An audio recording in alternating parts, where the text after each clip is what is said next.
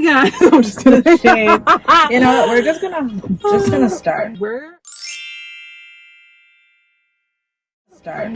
going thrifting. We're literally at the parking lot. This place is packed. It is. And we're gonna film a video before we go because I always find really good books here.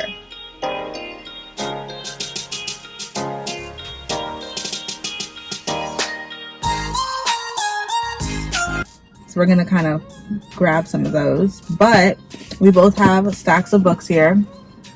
Not there being a hair on that, yikes, dude. We both have stacks of books here, and these are all the books. These are all the books that we've DNF'd. So this is camp. It seems like a good thing to do before you go and buy more books. So yeah, it's like a little purge. So. Yeah, I was gonna say it's giving purge. Yeah, I have 2. You have what, 4? I guess we'll just go back and forth. So the first book I have, this isn't really a novel. It's giving self-help. This is The 7 Spiritual Laws of Success by Deepak Chopra. I bought this because me and my best friend used to read. She doesn't live over here, so it's like one of the things we do over FaceTime. This was her pick, and she is very much so a positive person, so she just loved this. We fell off, child. I read like maybe up to page 31. I've decided if I'm going to get any sort of self-help, I'm just gonna have to get it from a story. So this isn't, it's positive, but it's short, but I just didn't care. And then this next one. Wait, sorry. So, because I'm actually kind of interested in it. I mean, you can have it. It's like, what made you stop? Like, what did you like? I read this around the time I read.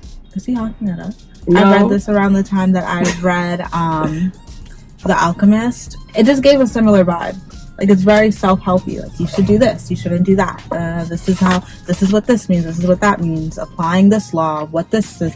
I don't care. Like, I'd rather get all that in a story than have someone tell me what to do. Oh, okay, I got you. But you could have it if you want. I mean, yeah, maybe do a little swap-a-rooney after. I mean, I'm interested. I mean, to check it out. I don't know. All right. Oh, okay. And this next one is a little controversial. This is F. Scott Fitzgerald, The Beautiful and Damned. Listen. That's like on people's faves top. I don't give a single flying fuck. So I never read Great Gatsby. Like, I know that's like a read that a lot of people do in school. I didn't have to do that in school. So the only reason why I picked this up is because I kept rewatching Gossip Girl, and there's one episode where Serena's like, oh my god, this is like loosely based on my life. I was like, that would be so cool to read a book that's obviously inspired by the show that I like. I got through 102, 3-ish pages. He just talks so fucking much. He like laments on things, and like, I couldn't get into it. I don't care that he's just this acclaimed author. I could not give less of a fuck. I stopped it. Like, maybe I'll try again. Do I want to? No. I had nothing but time then when I was reading that. Now this would just be so long. And you know what really pissed me off? One reason why I was just like, oh, fuck this. Like, I'm still in chapter 1 and I'm on page 100 and something, and it just makes it feel like it's taking longer than it needs. Oh, so okay.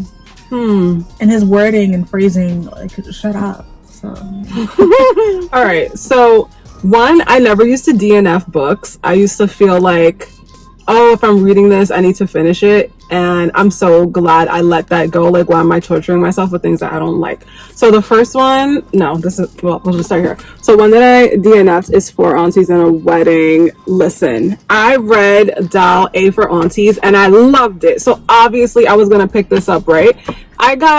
You know what? I almost finished. I stopped at page 181. I think you told me, like, just let it go. Because I kept like... She kept complaining about, like, this task that it was to read it. I'm like, if it's a task, then don't do it.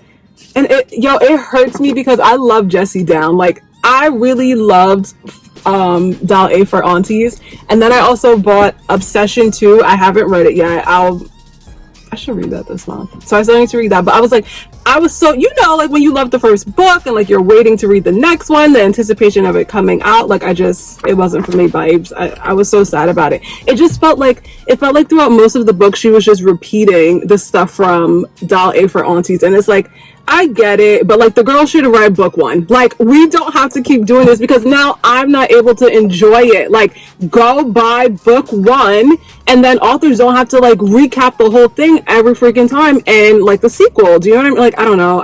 It's kind of annoying for me. So, and then this was like I felt like this was dragging so long. Like I felt like Dial A for Aunties was so fast paced, and then this one was just dragging and dragging and dragging. Oh, it's not fun. Yeah, it wasn't fun. So then this next book is Nobody, Somebody, Anybody by Kelly McClory. And the only reason why I even wanted to get this book is because there's a creator on TikTok and I follow her. She does like outfit of the day videos. And but like, I feel like I watch so much of her videos and I don't know who she is. But she said that she likes to read and she's like, oh, I bought this book. I'm excited. I was like, okay, well, I want to know what sort of things you like because I like your outfits. Like, what brought us here? Like, what? I don't know. So I bought it and I got through, did I save it? Yes, I did. I got through page 58 of, I don't think it was too long. Like 280 something, 290.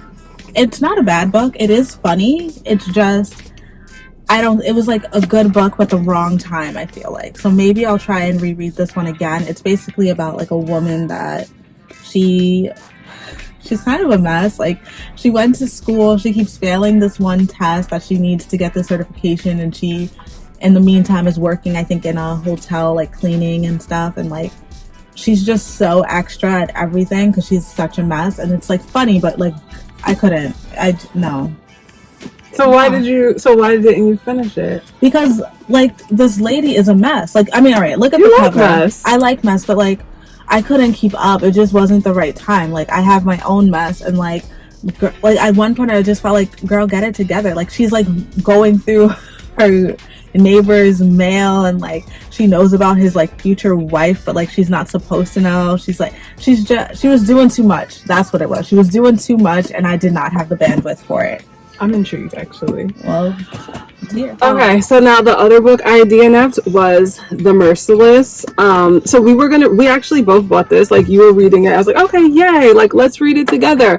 It's giving, like, young adult, high school setting, weird cliquey friend group, like, very stereotypical, like, rich girl, she's in charge of the girls, she's making the girls do weird shit, like, I think I DNF'd it at the point where like she was trying to give sis a baptism in the school bathroom. I was like, we're done here. Like, okay, hold on, this is like a horror kind of book, and it's like people describe it as an occult Mean Girls. So like it's supposed to kind of be just like that. Yeah, it sounds accurate, but it wasn't for me, y'all. It was just YA is not really my gig.